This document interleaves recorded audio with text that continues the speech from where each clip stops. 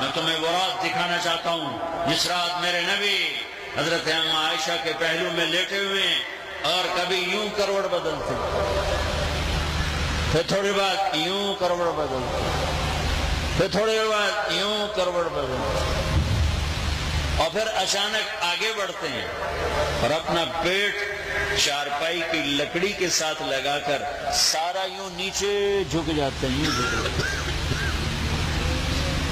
پیٹ یہاں پر ہے اور سارا دھڑ نیچے جھکا ہوا ہے۔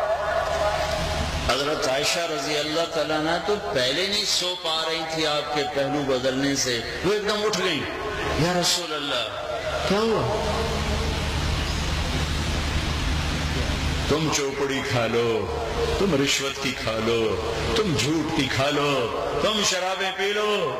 میرے نبی اٹھے، عائشہ بھوک بہت لگی، بھوک بہت لگی،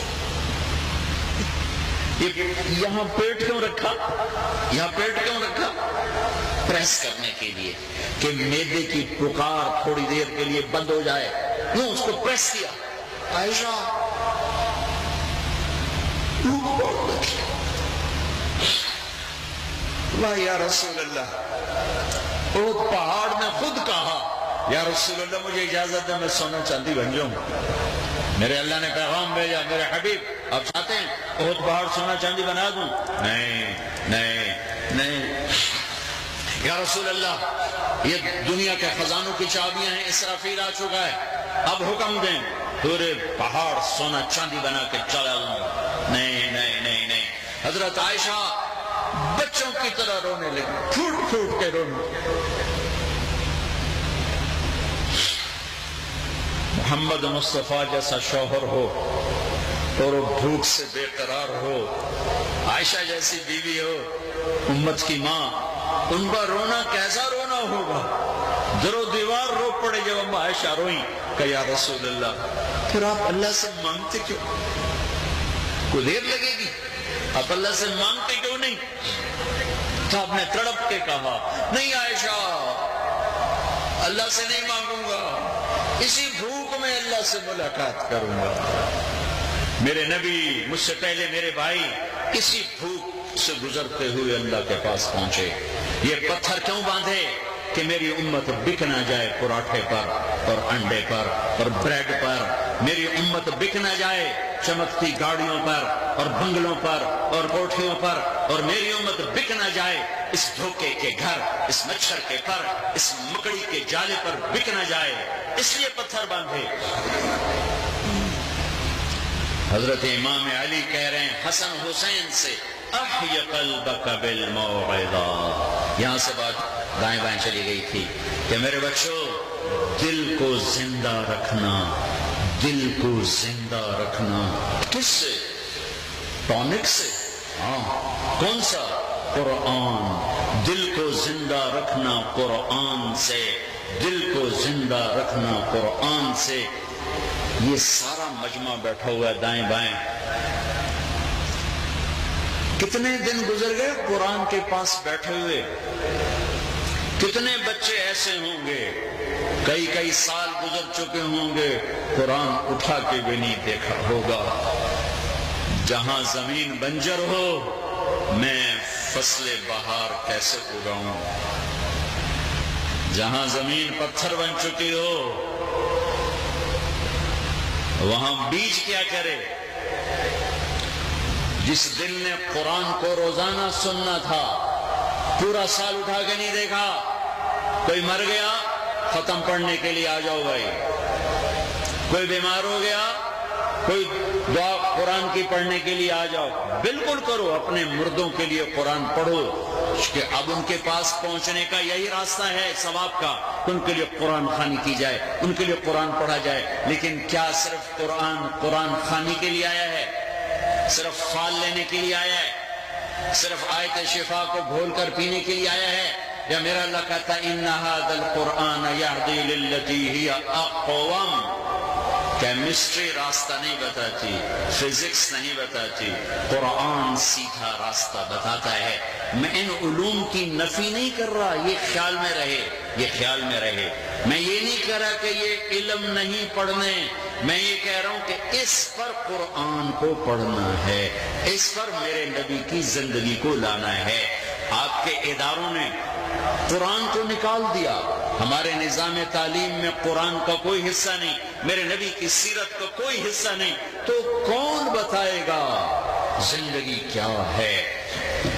میرے بچوں، میرے عزیزوں، زندگی احساسات کا نام ہے، پیسے کی دولت کی کھنک چمک کا نام زندگی نہیں ہے۔ زندگی احساسات کا نام ہے، زیور کپڑے کا نام زندگی نہیں ہے۔ زندگی احساسات کا نام ہے، یہ 22ویں گریڈ کا نام زندگی نہیں ہے، یہ دھن دولت کا نام زندگی نہیں ہے۔ ان چیزوں کا زندگی سے کوئی واسطہ نہیں، ایک ظاہری تعلق ہے۔ زندگی احساس کو کہتے ہیں، اور احساس پر جب چوٹ پڑتی ہے تو زندگی سسکتی ہے، زندگی فریادی بنتی ہے، رواں رواں فریادی بنتا ہے، اور احساسات پر چوٹ پڑتی ہے جب آدمی انسانیت کا چولا اتار دیتا ہے۔ اسے پتہ ہی نہیں ماں سے کیا بات کرنی، اسے پتہ ہی نہیں باپ سے کیسے بولنا ہے، اسے پتہ ہی نہیں استاد سے کیسے بولنا ہے، اسے معلوم نہیں بیوی سے کیا سلوک کرنا ہے، بیوی کو نہیں پتہ خامن سے کیا سلوک کرنا ہے، ماں باپ کو نہیں پتہ اولاد سے کیا سلوک کرنا ہے، گاہک کو نہیں پتہ تاجر سے گفتگو کیا کرنی ہے۔ زندگی احساسات سے پروان چڑھتی ہے، اور احساسات کو پروان چڑھاتا ہے میرے نبی کا طریقہ زندگی، میرے نبی کا طریقہ۔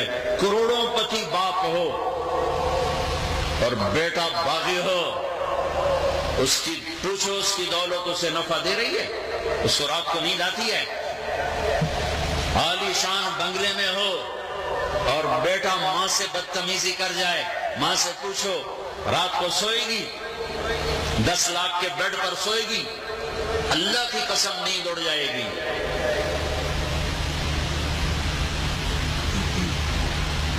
ایک خاتون کو میں نے دیکھا رو رہی، ہمارے عزیزوں میں نے کیا ہوا؟ کب بیٹے کو فون کیا ہے، اس نے ڈھنگ سے بات ہی نہیں کی، اس کے لیے سب سے زیادہ میں تھکی کھپی، آج اس نے ڈھنگ سے بات نہیں کی، اس آتی رونا شروع کر دیا۔ ماں تو اتنا نازک رشتہ ہے کہ ذرا سا بول میں سرد مہری آ جائے۔ ایک صحابی علقمہ، ان کی بیگم نے پیغام بھیجا، یا رسول اللہ میرے خامن مر رہے ہیں، کلمہ نہیں پڑھا جا رہا۔ صحابی، سارے صحابہ جنتی ہیں، کلن وعد اللہ الحسنى، میرے نبی سے اللہ سورہ فتح میں کہہ رہے ہیں میرے محبوب آپ کے تمام صحابہ جنتی، آپ کے اللہ کا وعدہ۔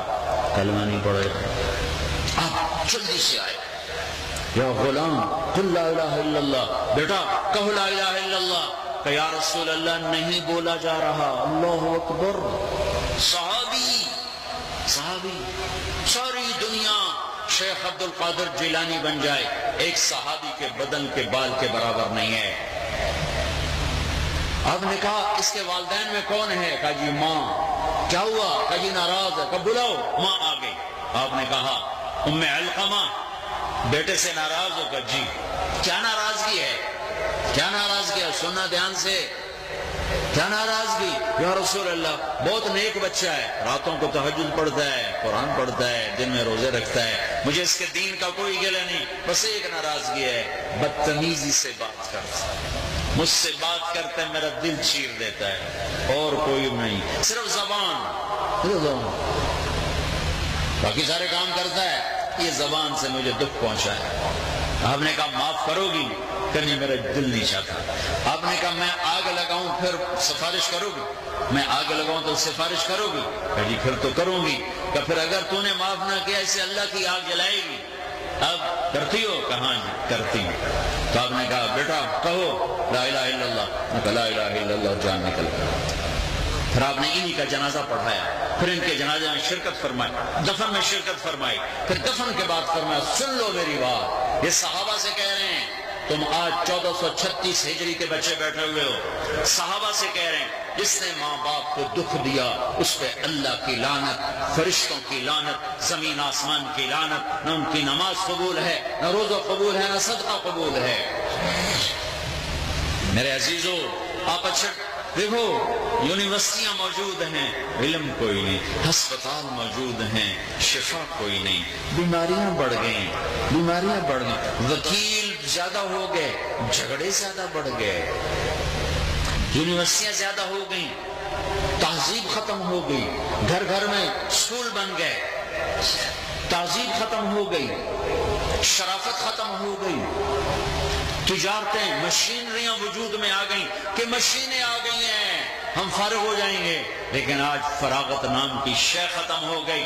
اس موبائل ٹیلی فون نے جغرافیہ ایک مٹھی میں بند کر دیا، چاروں کونوں کو یوں ملا دیا، مشرق کو مغرب سے، شمال کو جنوب سے ملا دیا، لیکن دلوں کے فاصلے زمین آسمان سے بھی زیادہ، آپ دیکھ رہے ہو دلوں کے فاصلے زمین آسمان سے بھی زیادہ ہو گئے، آسائش سہولتوں سے گھر بھر گئے، لیکن راحت نام کی چیز رخصت ہو گئی، چیزوں کے انبار لگ گئے، محبت نام کی چیز چلی گئی۔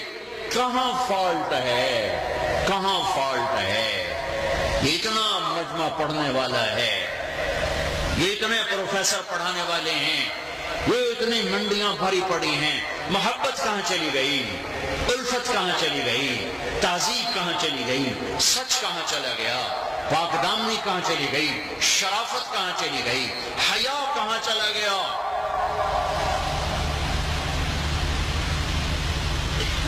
جس قوم سے حیا نکل جاتا ہے بہت جلدی ان پر گرفت کا نظام چلتا ہے۔ اللہ کفر کو برداشت کرتا ہے، بے حیائی کو برداشت نہیں کرتا۔ تم سب کٹھے پڑھتے ہو، بچو، boy friend girl friend culture سے بچو بچو بچو، ورنہ یہ آگ اس طرح جلے گی کہ کوئی گھر دھوئیں سے نہیں بچے گا، اور وہ آگ لگے گی کہ تہذیب، انسانیت،